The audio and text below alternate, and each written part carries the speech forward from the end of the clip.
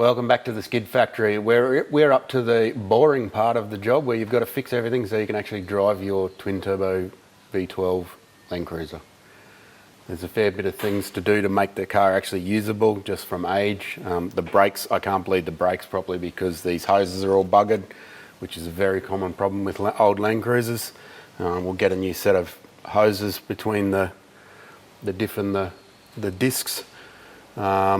Steering, we're not finished with yet. So previously we mocked it up with old LandCruiser bits, which I've just welded together to sort of as a proof of concept. You can't do that. You cannot weld steering parts, at least not in Australia. So we discovered that the joint was too tight here. So you got a feeling of every quarter you could feel the uni tightening up. So we've had to go with a double Carden joint, which is basically two unis sort of built into one.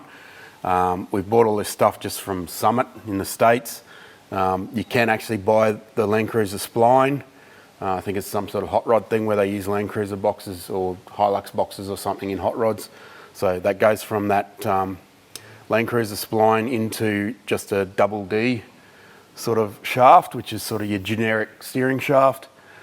Same here, just double D stuff, and then up here it's the same joint as that going back into the LandCruiser column.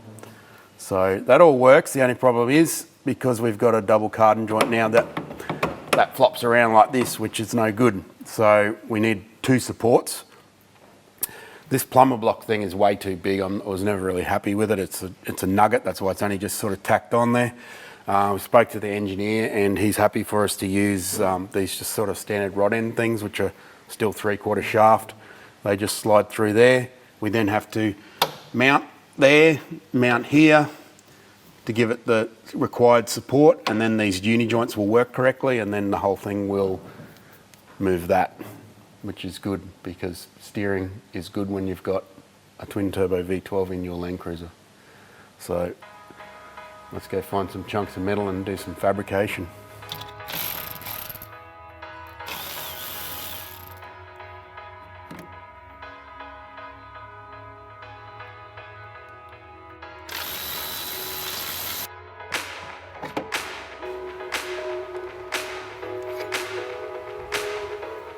The double Carden joint needs to be supported on both ends to stop it from flapping around and binding up. The original plumber's block that was fitted is being substituted for a couple of new shaft supports. Al uses some 75 by 50mm mild steel angle to make up a new brace that will be bolted onto the chassis rail.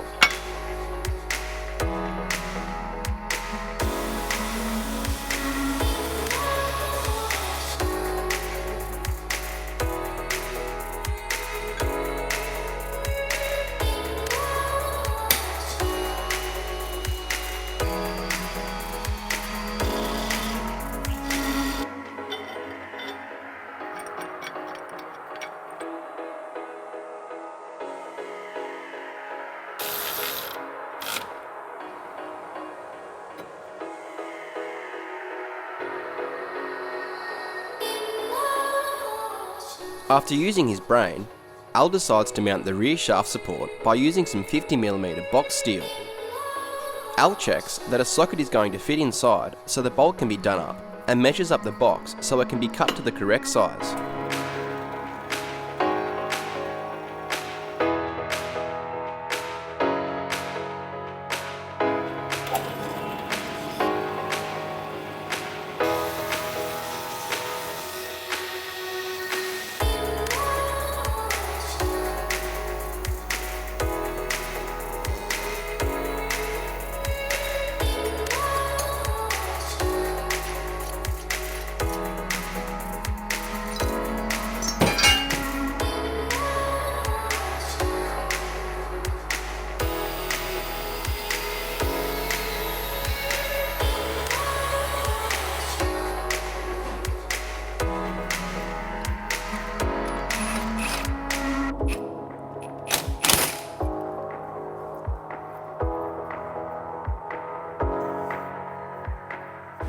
Is that going to work? Can you go operate the steering for me and I'll tell you. Righto.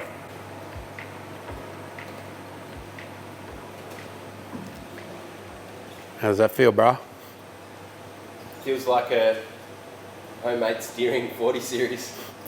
Nah, it's alright. Old steering box. It's a bit tight on the top there, but that's probably just even steering box adjustment, I think. There's like no lock at all. I don't know what the go is there. It looks like the assembly line in a wheat bix plant or something like that. Shit going everywhere.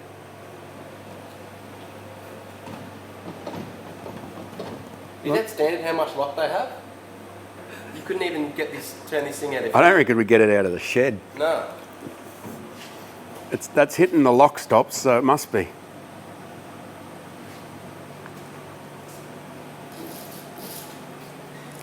It's like worse than a Jeep Wrangler. Go back the other way. No, the other way.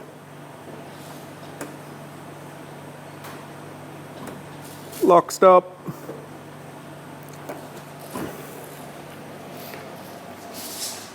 It's not worse than a Jeep Wrangler. Wash your mouth out. That's true, Jeep Wranglers are pretty bad.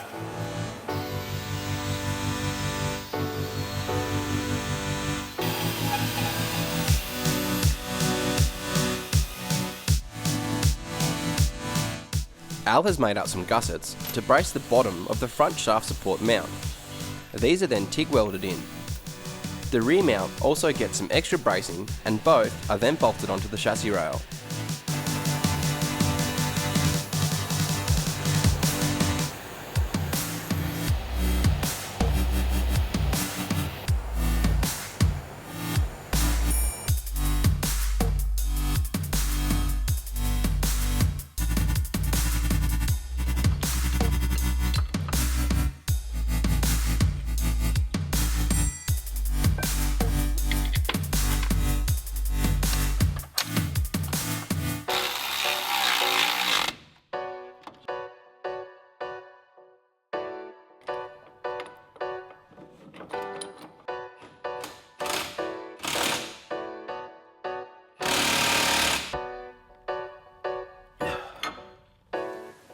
I think we're all done with the steering shaft. It's all working pretty well.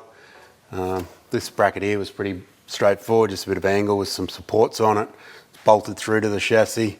As we said earlier, it is frowned upon / not allowed to weld to this type of chassis. So everything's bolted on. So it's got these big through bolts, which are, I don't know, some high tensile thing that Nathan supplied. That's just an additional bolt that's already threaded. So that one was pretty easy. It doesn't really do a heap anyway. This one here does the most work because the steering, as the steering's operating, this joint's trying to bash back and forward. So I've sort of overdone it a bit. It's just a bit of box tube. It's heavy wall. And I've welded another bit of angle on the back of it and through bolted them down through the chassis as well, just to stop it from waving back and forward. Nice and stiff. So that should work well. Pretty happy with that. Move on to the next tedious task.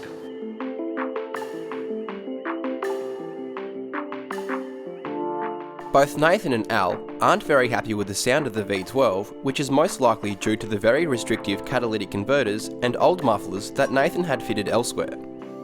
The path of the rear pipes are also in the way of where the shock absorbers mount, so the old exhaust is being thrown in the bin and a new stainless steel system is being fabricated.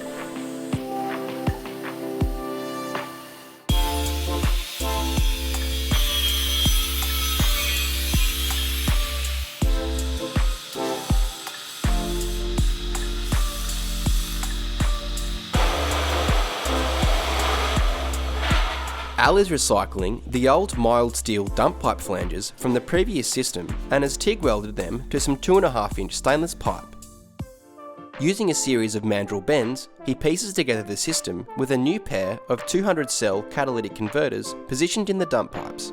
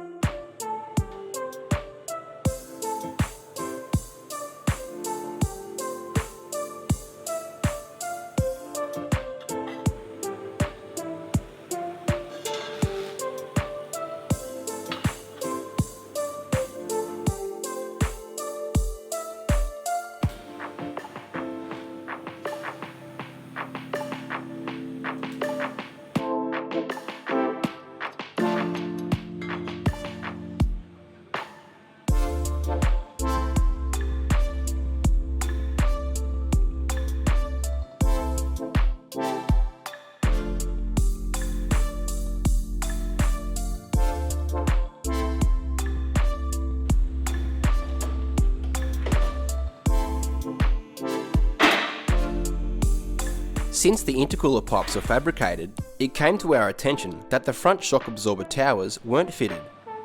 These towers bolt to the chassis rails and are directly in the path of both lower intercooler pipes. The pipes are removed and the shock towers bolted on. The driver's side has limited access, so welding on some wire to the bolt head helps manoeuvre the bolts down the chassis rail and out the mounting holes.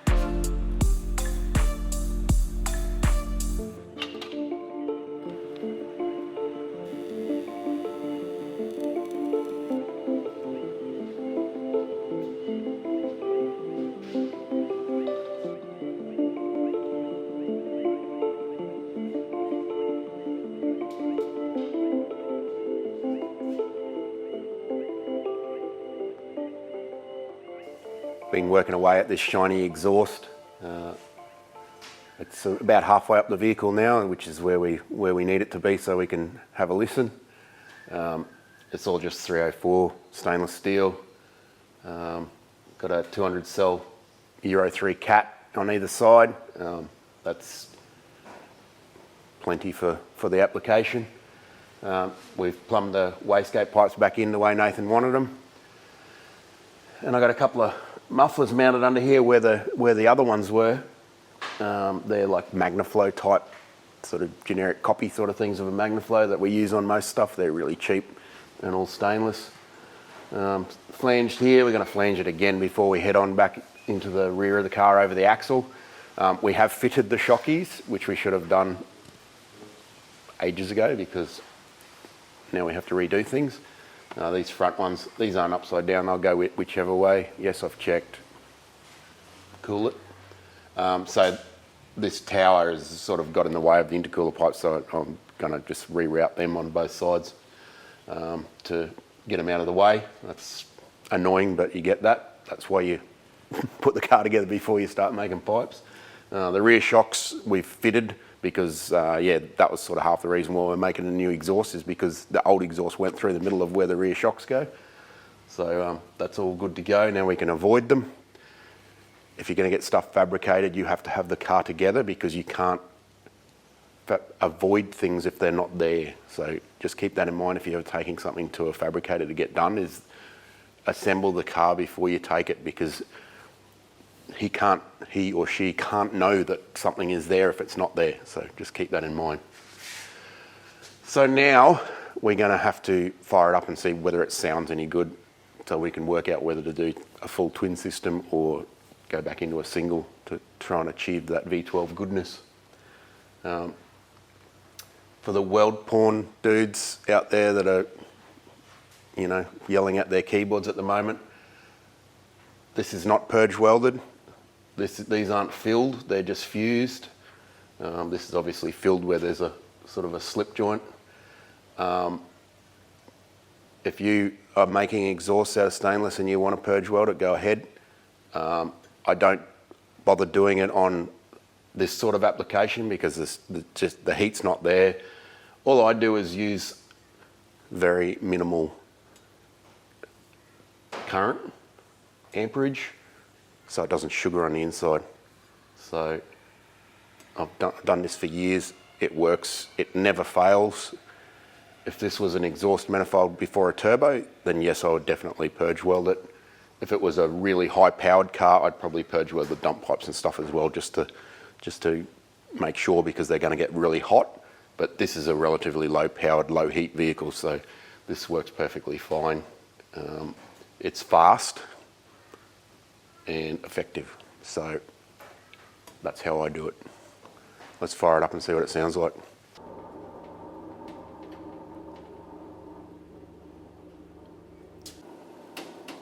You forgot to mention that the Bilstein shocks are for an 8-inch lift and this thing's standard.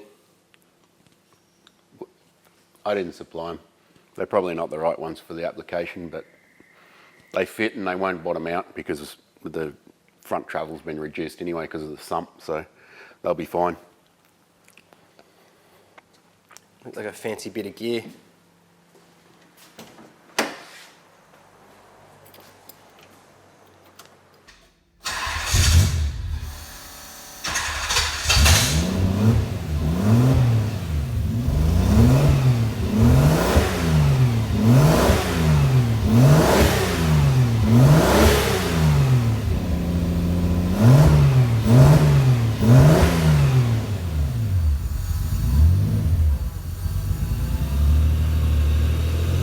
Sounds pretty good.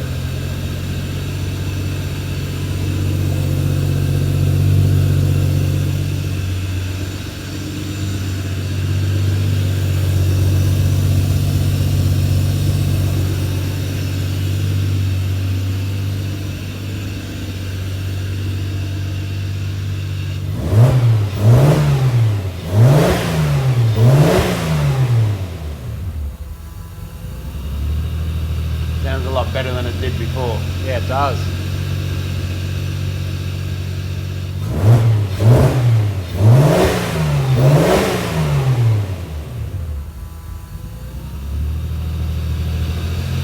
We better consult with Nathan and see what he reckons. His car. I'll send him this video so he can test. Surely he's got to be happy with that. Surely he'll be happy with that. Yeah, I think it sounds pretty good. Sounded like rubbish before. Trash, as the kids would say. Trash. So what's next then? Keep making pipes. Can you maybe dodgy something up to merge them into one down the back? Just to test it? No, you don't want to do that. Dodgy. That's how the Liberty was, wasn't it? Yeah, it was a single exhaust. I remember the exhaust was hanging up on the wall over there for so long. Was it? Yeah, I remember it was chilling there for ages. No, that was another one. That was off that V6. What V6? That white piece that was on the wall, that was off that turbo V6 that I had. That's the engine that ended up in Matt's car. Oh, the prior VQ. to the LS one. Yes. I was like, V6? Are we talking like Buick 3.8 V6 or what? Trash. Can we turbo one of them one day? I have turboed one before. With not much gain? Yeah, it was alright.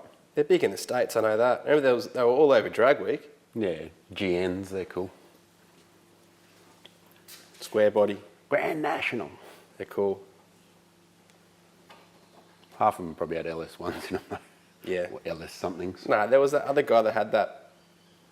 There was a chick actually, wasn't there? Yeah, it was a chick. That was an LS. Was it? She has got one with a V6 in it though. Mm. Cool, get back to work. When we did the intercooler piping and the intakes, we only had one silicon joiner for the intake into the turbo.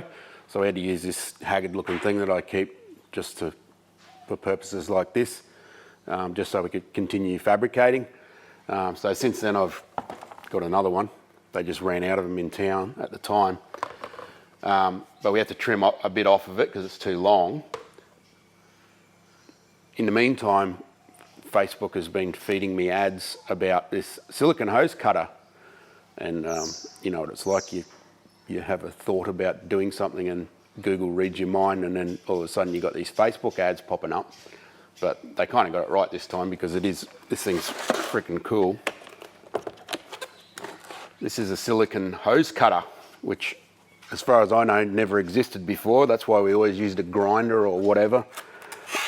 It's actually a pretty big pain in the ass to cut silicon hose, especially if you're in a workshop or whatever and you're doing it a lot.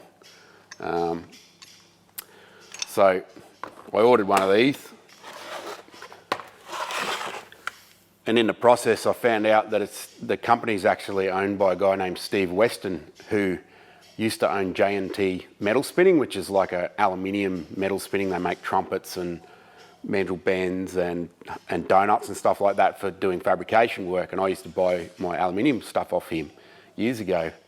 So, and since then he had the same problem at the time, you know, like that's what they used to do as well, and they always had trouble trying to get neat hose cuts on silicon and that sort of thing. So he's obviously got a brain that whirs away a bit like mine. So he's since got out of the J&T, sold it on to someone else, and invented this silicon hose cutter.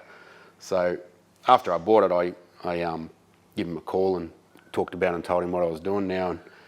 And so we're going to use this thing, but he's also offered to give a discount to Skid Factory viewers. I will say this is probably not the thing that you're going to have in your garage if you just, you know, polishing your wheel nuts on the weekend. It is more of a workshop tool for guys that do stuff like we do. So certainly not it's not a 10mm socket. It's not something that everybody needs, but if you're doing this sort of work for a living, it is magic. Saves heaps of time and gets it done neatly. And it's also, you can do repeatable cuts of the same thing. So if you've got if you've built a turbo kit like I have, and we've got specific hose sizes that we need. It's not just your generic 76mm bit that you get. You know, you can cut out multiple sizes of the same size hose in straight. You can also cut angles, of course. And they've also got a really long version of this that you can cut out like 600mm long bits or something like that. So let's have a look and see how this thing works. It's pretty cool. You can hang on to this thing, but it's easier in the vise, especially if you're trying to do a 90-degree bend. So you can adjust obviously the depth of what you're going to cut. There's your little blade. It's actually like a surgical blade. You get a whole bunch of spare ones with it, but I think it's just a generic carbon steel surgical blade. That's what it says on the packet. So to get what size you're going to use, you have a selection of them. There's all these. Goes right down to 1.5 inch, which is not a very common silicon size in itself. There's a top and bottom. So we've got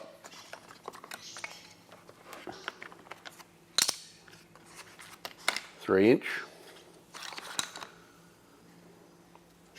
One of them's got a D cut out in it that goes on the bottom.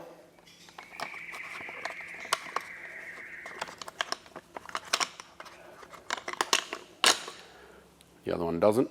It's got like a slot that fits over here, like that. So that's going to support the hose. So I've marked where I want to cut it.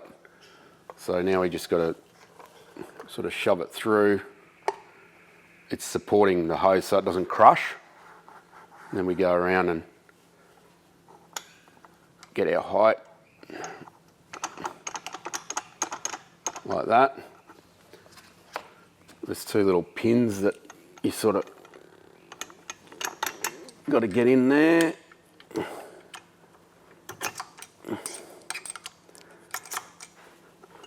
Once they're in, you lock this up. Now this controls how far in you got to sort of cut into your silicon.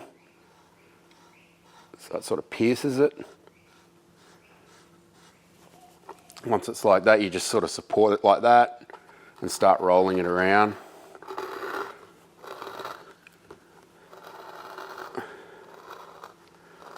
Just got to be a little bit careful with it.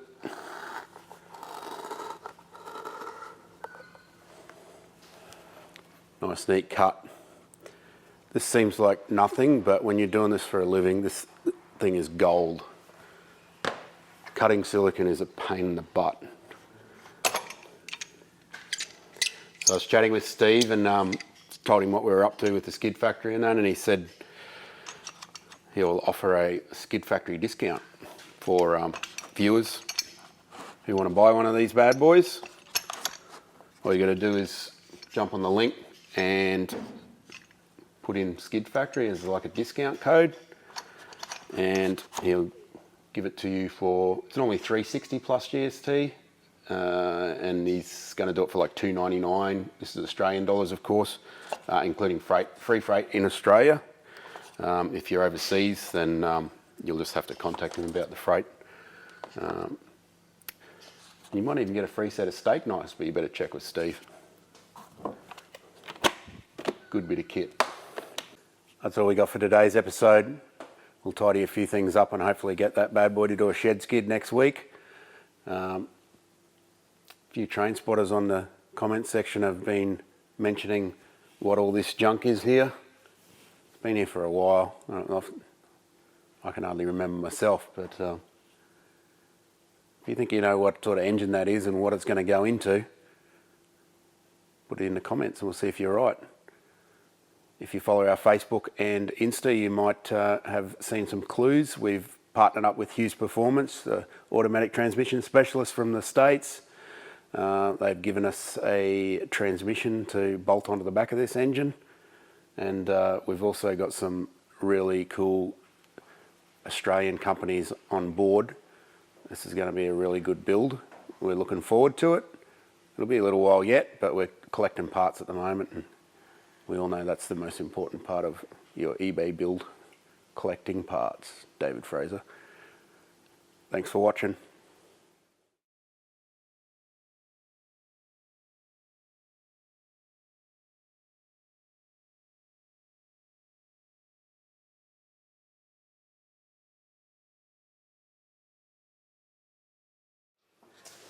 Why are you always digging at Dave for? What? I said, why are you always digging at Dave? He just gives me a lot of material. Between him and Goody, we'll keep going forever.